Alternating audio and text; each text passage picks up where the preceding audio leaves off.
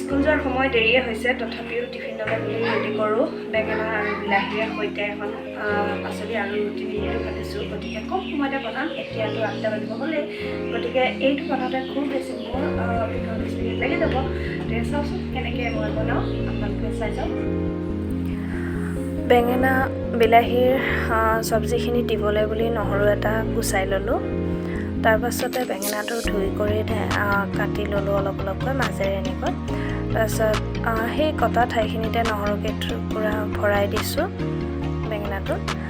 তাৰপিছত বেঙেনাটো গেছটো জ্বলাই লৈ মই পুৰিবলৈ বুলি দিলোঁ। যেতিয়া পুৰি হ'ল, গৰমে গৰমে তাক বাকলি গুচাই দিলোঁ, কাৰণ গৰমে গৰমে গুচালে বাকলিটো ধুনীয়াকৈ গুচি আহে নহ'লে। তাৰপিছত মই বেঙেনাখিনি মিহিকৈ পিটিকি ল'লোঁ। পিটিকি লোৱাৰ পাছতে মই বিলাহী দুটা ধুই কৰি লৈ তাক কাটি কুটি ল'লোঁ।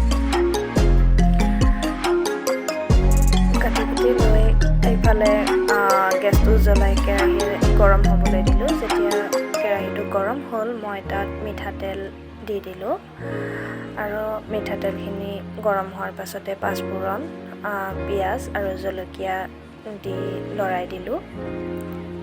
পিঁয়াজ আৰু জলকীয়াখিনি অলপ ভজা হোৱাৰ পাছতে পিঁয়াজখিনি অলপ ৰংচোৱা হৈছে, তেনেকুৱাতে মই বিলাহী দি দিলোঁ।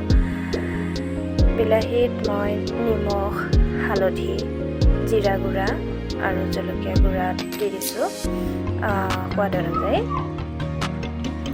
আৰু যেতিয়া বিলাহীখিনি ধুনীয়াকৈ ভজা গৈছে, তেতিয়াই মই বেঙেনা পিটিকাখিনি দি দিলোঁ।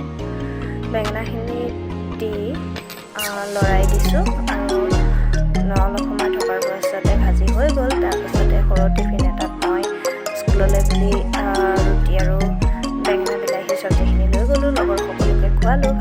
সকলোৱে ক'লে ভাল হৈছে, সকলো মানে দুই এজনী আৰু।